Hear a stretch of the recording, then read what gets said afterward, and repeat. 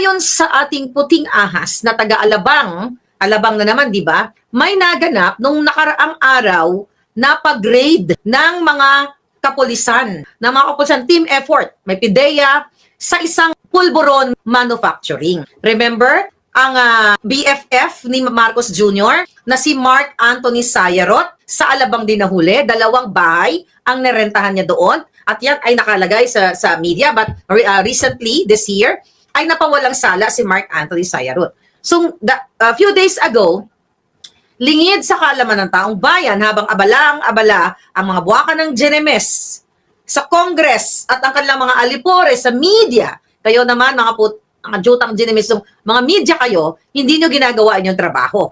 Ito'y ayon sa ating informante na nagkahulihan doon. Ang ginawa po ng drug lord o ng pulburon lord ay ipinagmalaki pa na BFF o kaibigan niya si Liza Tanas. Ano ang nangyari? According to our source, tumawag itong pulburonic lord. Hindi pa lang pinangalanan kung sino yung pulburonic lord. Pero one thing ang sigurado, ang ating informante ay tumawag kay Liza Tanas at kay Bangag na eto, hinuli ako, dinadampot ako dito, dadagawan mo ng paraan. Then, alam nyo ba? Alam ng media ito. Kasi, ayon sa ating informante, may kasamang media doon sa Alabang. So, ang ginawa, pina-stepleran ang bunganga kung sino man yung media na yon. Ang ginawa ni Liza Tanas, according to our source, pinadalan pa ng security, PSG, itong nahuling drug lord, ayon sa ating source, mga palaga. Kaya nga, sabi ko sa inyo, hindi ka ba magagalit habang ang mga media na inimbitahan, may mga matitino pa tayong PIDEA dyan eh. Sakala nila siguro, okay,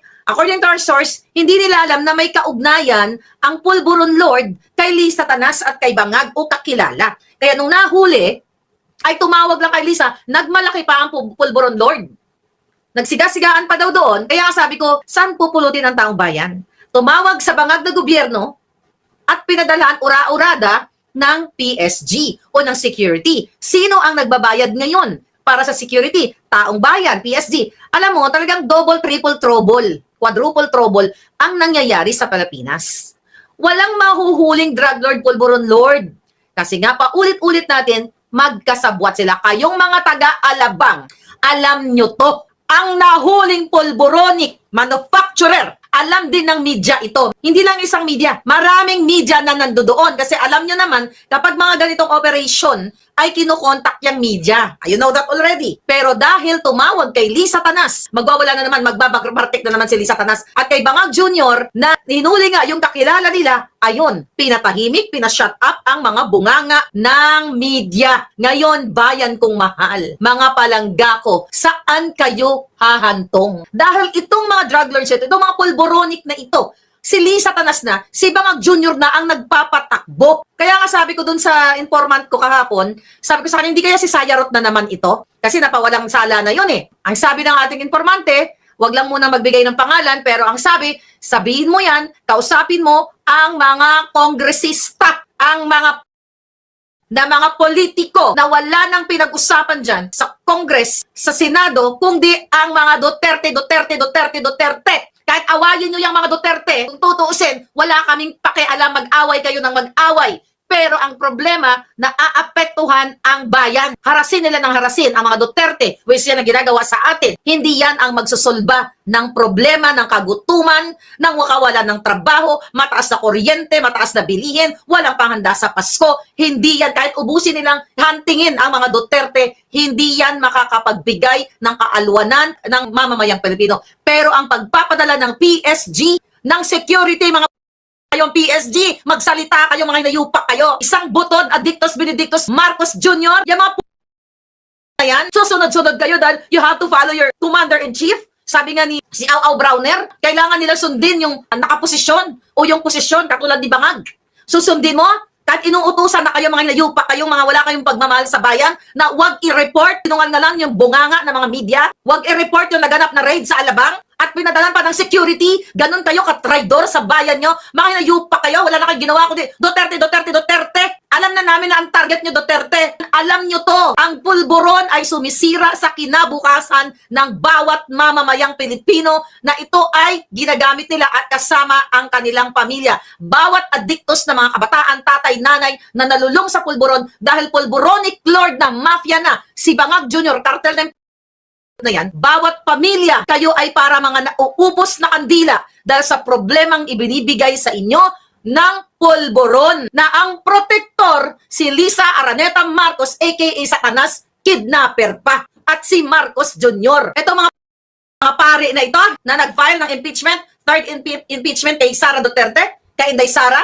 Anong pagsasalarawan nito mga palagay? Itong mga hinayupak na pari dyan, maari yan ay nasungal-ngalan na ng pera ng bayan gamit ang mga rebelding makakaliwang grupo. Bakit kamo? Di ba may tinatawag tayong separation of state and church? Pero may karapatan ang mga pari na magsasalita na patungkol sa nangyayari o na nararanasan ng mga taong bayan. Okay na sana yon. Now, sige, dahil yun ang paniniwala nila na may 125 million na confidential fund. Binabato nila kay Inday Sara na ipaliwanag na. Pero yan ang target nila. Sabi ko sa inyo, last year pa lang. Ako ang pinakaunang nagsabi sa inyo. Ang natatarget ni Lisa Tanas, ni Bangag Jr., ni Martin Romualdez, ang mga vloggers, si Pastor Kibuloy at si Sara Duterte. Dahil i-eradicate, pupuksain nila lahat ng mga kritiko, haharasin, kakasuhan, at ito'y nangyayari ngayon. Ngayon yung mga pari na to, mga na yan, nagdadadakdak sila na yan, ganun pa rin. Yung tema ng kanilang mga drama na 125 confidential fund, plunder, chuchu-chuchu, pero tahimik ang mga ito sa kidnapping na ginawa ni Lisa Marcos ni Bangag Jr.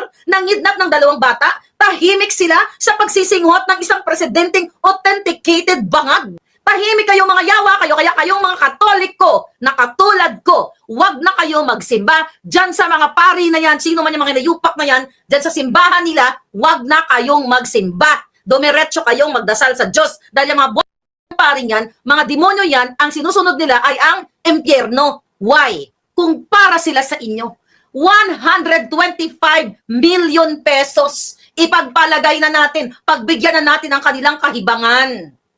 Nanilunok ni Sara yung 125 million for dahe. Pero tahimik ang mga buwaka ng GNMS sa 1 billion a day flood control project na harap-harapang binaboy kayong lahat dyan sa Pilipinas na ipinagmalaki sa SONA, then the next 2 days, inanod kayo ng baha. And now, ito mga nayupak na pari na to, walang testamento o statement patungkol dito sa PhilHealth zero budget or zero subsidy na ang maaapektuhan dito ay buong sambayan ng Pilipino. 110 o more than that, 120 million Filipinos, well, minus siya medyo may pera-pera, di ba? Yung mga Pilipinong salat sa pera, mga Pilipinong walang kakayahang magbayad sa pribadong ospital, itong mga inayupak na pari ito, nakipag-connives sa kay Lisa Tanas, sa mga makakaluwang grupo para mag-file ng impeachment, pero tahimik sa ginagawa ni Marcos Jr. na panggigipit, tahimik sila sa pagpupoliticize, paggamit ng ayuda para bayaran ang mga tao, bayaran bilhin ang kanilang pagkatao sa halagang supposedly 10,000 pero 1,000, 1,500 na lang, 1,500 na lang ang napupunta dito sa mga ayuda-ayuda, akap-akap ng mga hinayupak na to kasi binubulsa ang bilyon-bilyong piso. Eto ba? Gusto nyo ba maging Katoliko o baka naman hindi pari yung mga yan? Baka sila ay talagang rebuilding grupo na nagpapanggap lamang na pari.